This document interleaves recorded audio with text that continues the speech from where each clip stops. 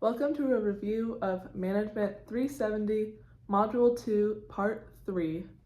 Today we are learning about tandem queues. This lesson was fascinating. Let's get into it. We'll be on problem number 4, page 7. Subway is analyzing its simplified 3-step process for a given time period.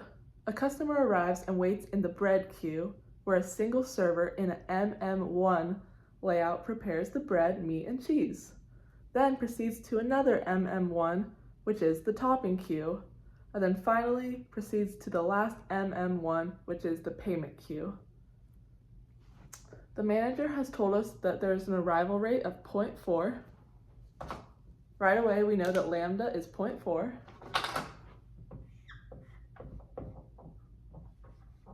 per minute. We are also given this diagram of some statistics that we are going to use. I won't write all those out though. The first question says, what is the mean service rate for bread for the bread queue? So here we're finding mu of bread queue. How about, and this is a part 2 to question 13, how about the mean number of customers in line for the bread queue? So we've just been asked to find, for bread,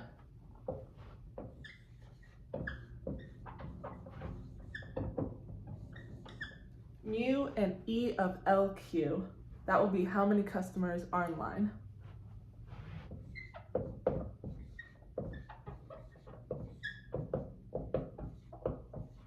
We don't know. What we have been told for the bread queue is that it's an MM1 queue. The arrival rate is lambda per minute, and then our E of T is 2. So that's our service time. I'll put a little B for bread.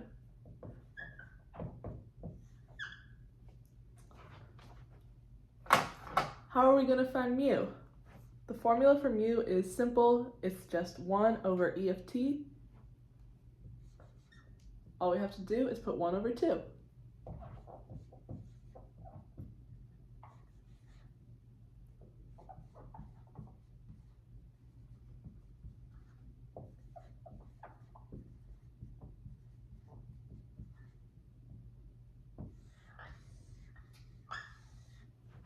There we go. E of LQ, we are also asked for, and that formula is rho squared divided by 1 minus rho. We don't have rho yet, but luckily we have our lambda and our mu, so we can find rho. The formula for rho is lambda over mu. All we have to do is put 0.4 over 0.5, which will give us 0.8.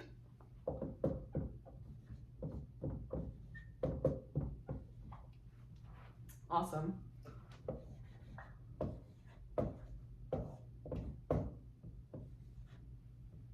Let's plug this in over here.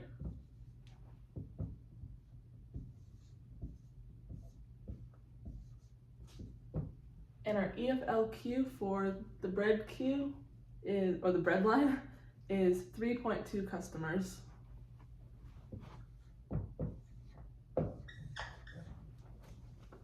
Done with question 13. Let's write up top the answers we've gotten. This is just for the bread again, which will make a difference.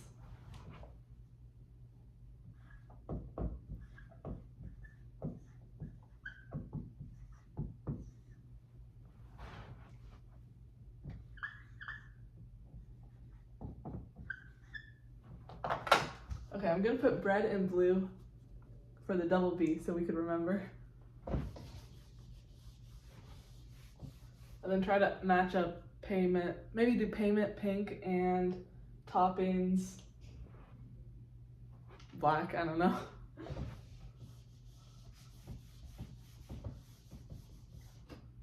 Alrighty, the next question says, determine the distribution of variable L for the bread queue.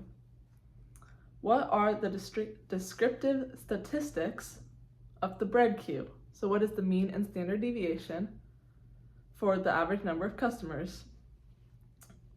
Okay, so what we're asked for here is, first, what is the distribution? This will trick you if you don't know what the question's getting at. It's not as hard as it seems. Since it's asking for the distribution of L, we know that distribution is L, squiggly line, geometric, 1 minus rho. So it'll look like this.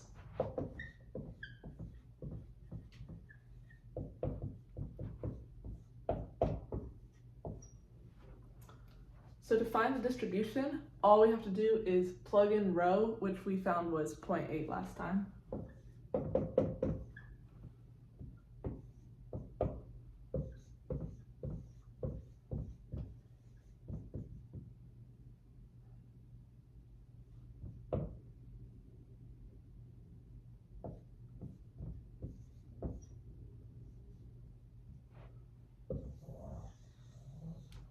This is all you need to write when it asks for the distribution.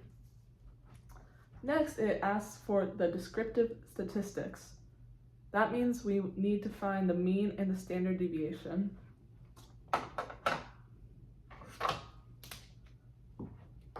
The mean is just a fancy way of saying E of L. So we found E of LQ last time, but this time we're finding E of L, which is a very similar formula, but you don't square rho for the numerator.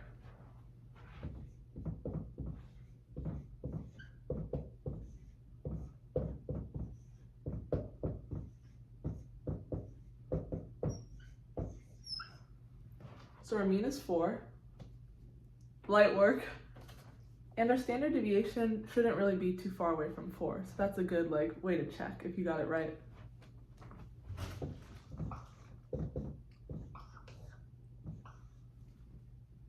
All you have to do is root the rho and then divide it by the same denominator.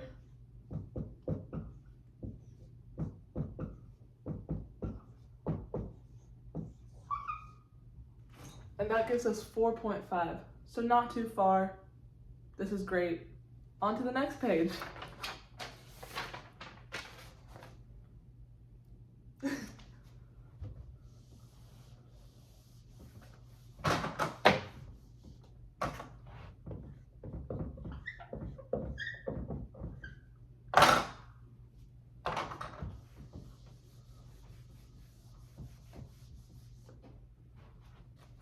Question 15 says, what is the probability of less than or equal to 3 customers in the system for the bread queue? How we're going to denote that is probability that L is less than or equal to 3. The formula for that is 1 minus rho to the n plus 1. N is just whatever number is to the right of L.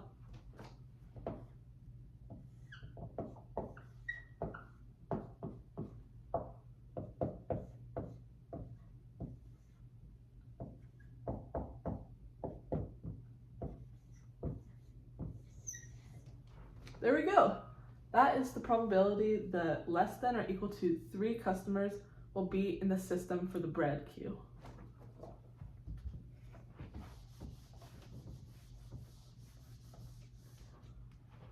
Next is my favorite question because it's beautiful. Because there are several ways to solve this, and when I was working on this, I was like, okay, so we use this formula, but then sometimes we use a different formula, and then sometimes we use a different formula, but then you realize they're all the same formula. So I'm gonna do it the simple way with the shortest formula, and then maybe I'll just finish this off, and then if you want to keep watching till the end, just for fun, we can kind of see how all the formulas are actually the same. So question number 16 says, what is the average number of customers in the 3-step process? So if you remember, we had the bread queue, the toppings queue, and the payment queue. So this question wants to know, what is the average number of customers in the 3-step process? so in the entire thing. Here I'm using the notion instead of generalized EFL from the two-step McDonald's examples. Okay, disregard that. What is the average number of customers in the three-step process? We've already found the average number of customers in the bread queue. All we have to do is find EFL for the toppings and the payment. If you remember, we gotta find row first. How we do that is lambda over mu. We can't use this mu because that's the mu for the bread, so we'll use two other mu's. Super simple, 10-second work. Let's find the rows first. So row of toppings. We have been told, let's see.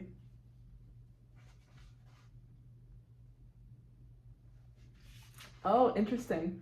Okay, one more step. We need to find our mu, and then we can find our row. All we're given is EFT. So our EFT for the toppings is 1.5. And so how you find the mu is 1 over 1.5. I'll write that out. You can take our lambda, and then mu, we can just go 1 over EFT and bypass that step of finding mu. So let's solve this. 0.4 over 1 divided by 1.5, which is what we are given, and that gives us 0.6. Now we're going to take that row and plug it into our EFL formula, which is simply row over 1 minus row. So it'll be 0.6 minus 1, divided by 1 minus 0.6, and that'll give us 1.5. So our EFL for toppings is 1.5.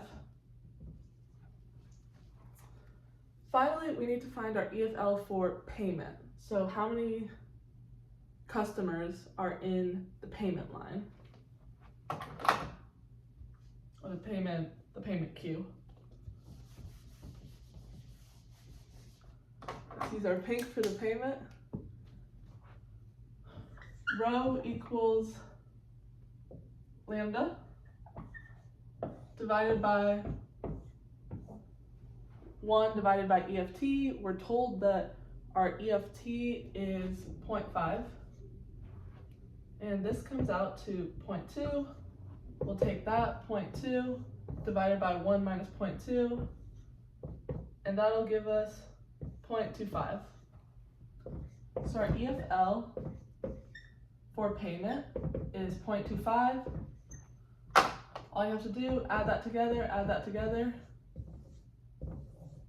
and our average number of customers in the three-step process will be 5.75. All you have to do is add all your EFLs together.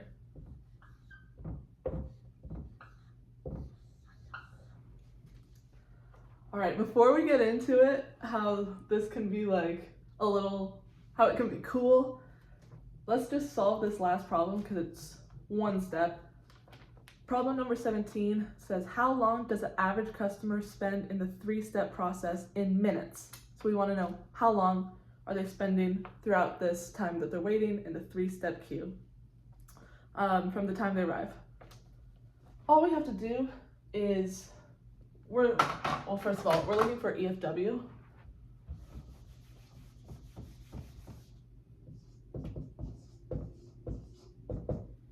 Instead of finding EFW separately by doing like EFL divided by lambda plus EFL divided by lambda, all you need to do is use this formula right here, where EFL of bread plus EFL toppings plus EFL payment divided by lambda. And since we just found that, since we just added it, all you have to do is go 5.75 divided by lambda, and that'll, I think we might, do we have to use our conversion factor? No, I don't think so. That'll give us 14.375 minutes, which is low-key a long time in a subway, But I guess when you break it up, it's only about 5 minutes at each station, so not that bad. There we go. All right, I hope this was helpful. That's all the problems. You can jump off now if you want. But I'm about to get into one more thing. This last problem, number 16, if you want to stay.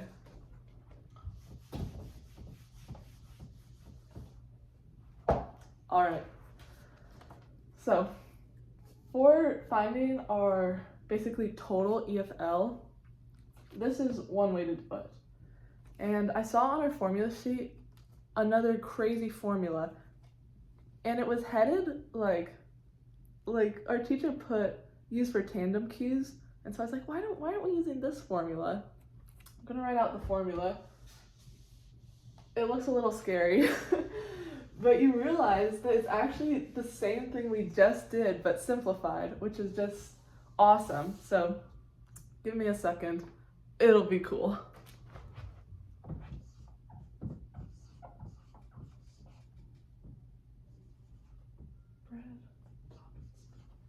Bread, toppings, payment.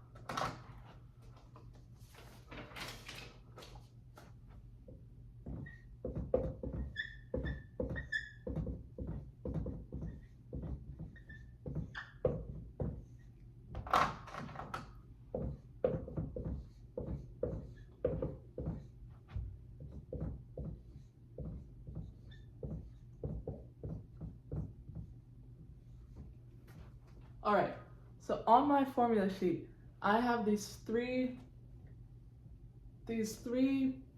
possible ways to find EFL for bread, toppings, and payment. Which one do we use? It's a secret hint. They're all the same.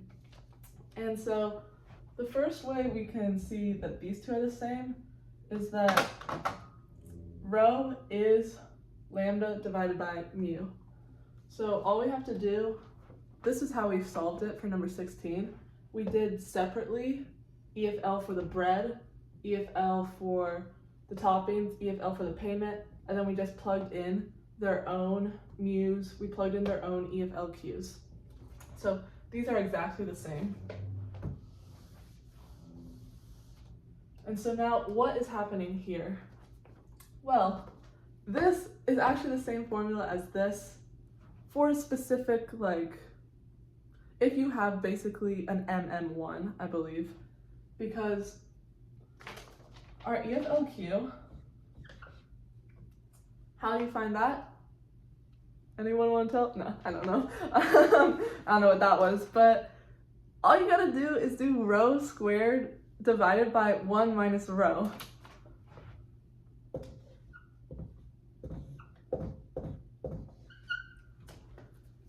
And what this part of this formula is actually this crazy thing up here. And so let's just say we're gonna actually fill in these numbers for maybe the bread Q. If I come over here and say rho for bread is to the root of 2, and then it's an MM1, so you have one server, plus 1 divided by 1 minus rho. If we remember, I think rho for the bread Q, what was that?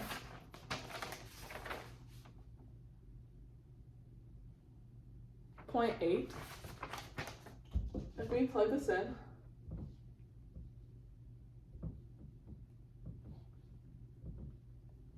we can say 1 minus 0.8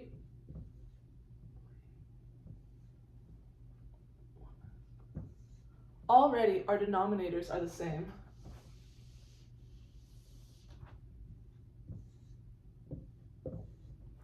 And then what's happening here? This is saying I'm adding one server. This is why I believe it only works for MM1s. It wouldn't be the same if this was like a MM4, because then it wouldn't reduce down to the squaring by 2. But 1 plus 1 is 2, and then 2 times 2 is 4, and this just equals 2. So this is actually 0.8. So they're already the same. And then what's happening over here? Well, like we just saw from the example with our other formula, rho is lambda divided by mu. So all you have to do is add lambda divided by mu, and we're doing the exact same thing. If you work it out, it is like the most satisfying thing ever.